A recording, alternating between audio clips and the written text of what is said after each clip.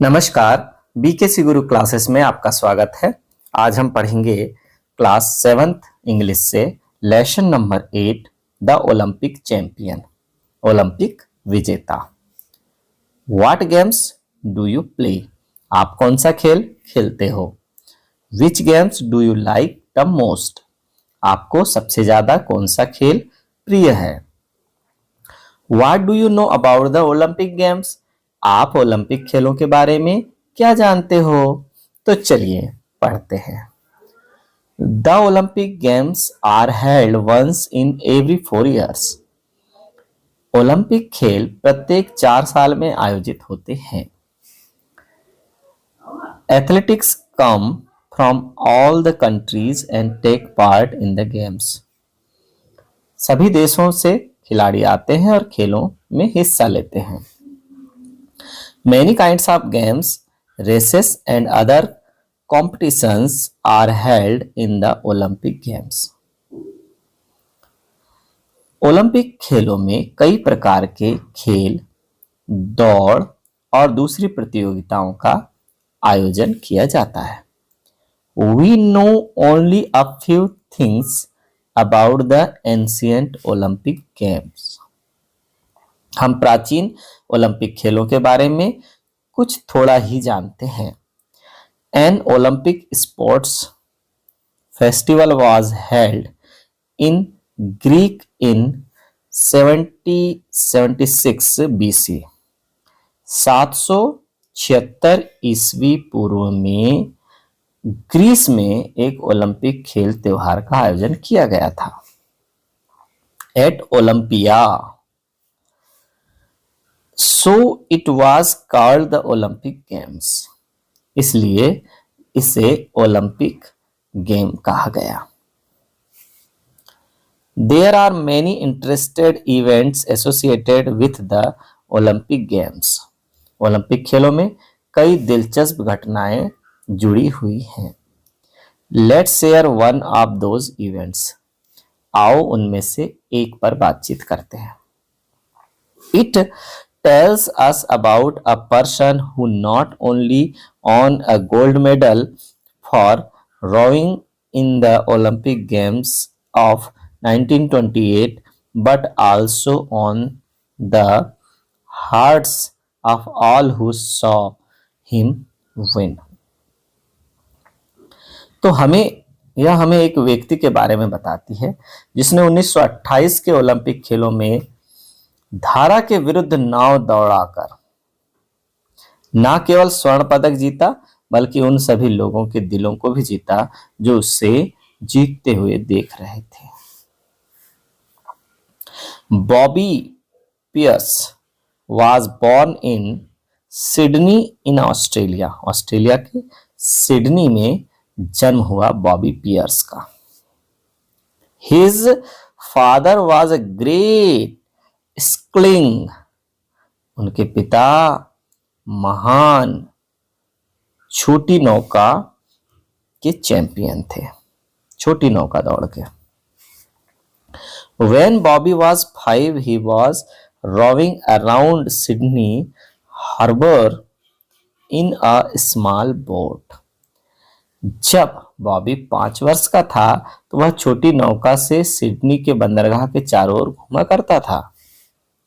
At the age of 6, और 6 साल का जब वो हुआ, he won the first race, उसने पहली छोटी नौका की रेस जीती। Competing against 14-year-olds, उसने यह प्रतियोगिता 14 साल के बच्चे के विरुद्ध जीती। By the time he was 20, Bobby was the sculling champion of Australia. जब वह 20 वर्ष का हो गया तो उसने स्कलिंग चैंपियनशिप का ऑस्ट्रेलिया चैंपियन बन गया वो।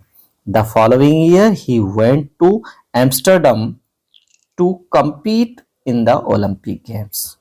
और अगले वर्षों में वह एम्स्टर्डम गया, किस लिए? ओलंपिक गेम में हिस्सा लेने के लिए।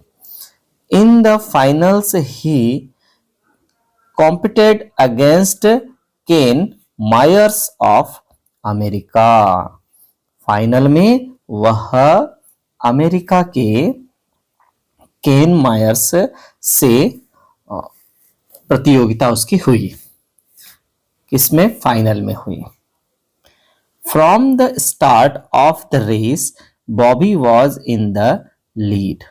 रेस के शुरू में बॉबी आगे चल रहे थे। इसके बाद क्या हुआ देखते हैं। He was very much ahead of Myers. वो मायर्स से बहुत आगे था। After half the race was over he was still leading. जब रेस आधी हो गई तब भी वह आगे ही चल रहा था। It seemed that Bobby would easily win the race. ऐसा लग रहा था जैसे बॉबी आसानी से दौड़ जीत जाएगा। The suddenly something happened. तभी अचानक कुछ हुआ। क्या हुआ?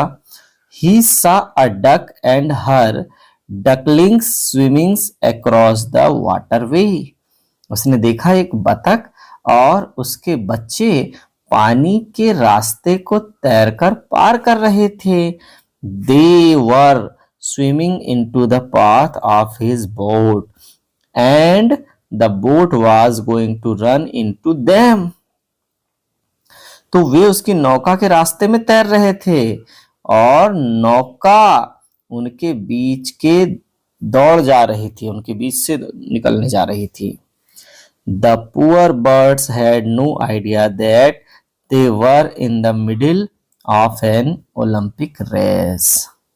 उन गरीब कह सकते हैं या अनजान पक्षियों को तो यह पता ही नहीं था कि वे ओलंपिक दौड़ के बीच में आ चुके हैं। Immediately Bobby slowed down his boat. अचानक बॉबी ने उसकी नौका को स्लो कर दिया, धीमी कर दिया। Myers was catching up very quickly.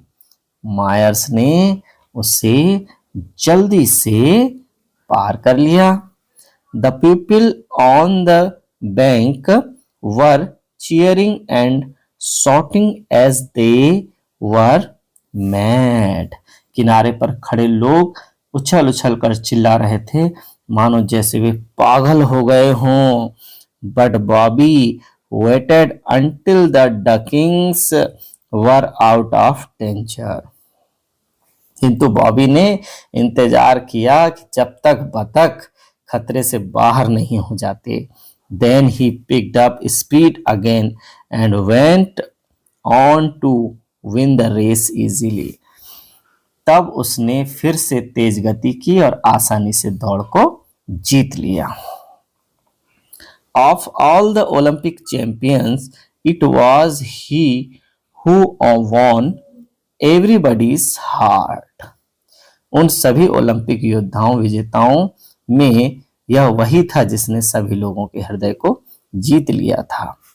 A Dutch newspaper wrote, एक डच का समाचार पत्र लिखता है, he won the goodwill of the children of Amsterdam. उसने एम्स्टर्डम के बच्चों के मित्र भाव को जीता। His friends in the Australian Olympic team were not surprised by the story of the duck. Australia Olympic team में उसके दोस्त इन बतखों की कहानी को लेकर आश्चर्यचकित नहीं हुए। Bobby is that kind of a man, they said.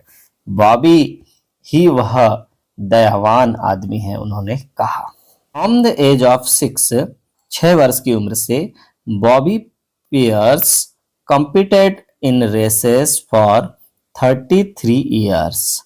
6 वर्ष की उम्र से 33 वर्ष की उम्र तक दौड़ों में मुकाबला करते रहे। He stopped taking part in sports in 1945. उन्होंने 1945 से खेलों में भाग लेना छोड़ दिया। In all these years, he never lost a single race. इन सारे वर्षों में, इन वर्षों में उसने कभी भी कोई दौड़ नहीं गंवाई, कभी भी कोई दौड़ नहीं हारा। तो बच्चों यहां पर यह पाठ समाप्त होता है। अब हम आते हैं एक्सरसाइज पर। Read and learn. सबसे पहले है एथलीट। एथलीट मीन्स खिलाड़ी। इवेंट्स, इवेंट्स यानी घटनाएं। सिंगल यानी अकेली या अकेला। एंशियंट पुराना, पुरानी। फिर है रोविंग। रोविंग मीन्स नौका दौड़। इन द मिडिल ऑफ यानी के मध्य में। फिर है हार्बर। हार्बर मीन्स बंदरगाह। स्पोर्ट्स फेस्टिवल खेलों का त्योहार। इन द लीड बढ़त लेना। एसोसिएटेड जुड़ा हुआ। पिक्ड अप पकड़ना। शेयर अ गोल्ड मेडल स्वर्ण पदक को बांटना। स्किलिंग, स्किलिंग यानी छोटी नौका की दौड़। आउट ऑफ डेंजर यानी खतरे से बाहर। इन द फाइनल यानी फाइनल में या अंतिम प्रतियोगिता में। कंपटीशन प्रतिस्पर्धा या प्रतियोगिता। कैचिंग अप, कैचिंग अप यानी पार करना या पकड़ना। टू विन समथिंग्स हार्ट सभी का दिल जीतना। कॉम्प्रिहेंशन है आंसर द क्वेश्चंस, नीचे दिए गए प्रश्नों के उत्तर देना है। इसके बाद read the sentences given below and tick them as true. सही है तो टी और गलत है तो फॉल्स पर टिक करना है। इसके बाद बच्चों वर्ड पावर है। Duckling are the young ones of ducks. The words ending in let और it show the smaller version of a things or a baby creature। अब देखिए match this.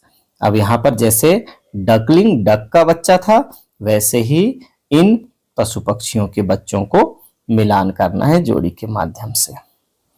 Grammar in use, यहां पर हमको grammar के use को सीखना है। Fill in the blanks spaces with the appropriate prepositions given below.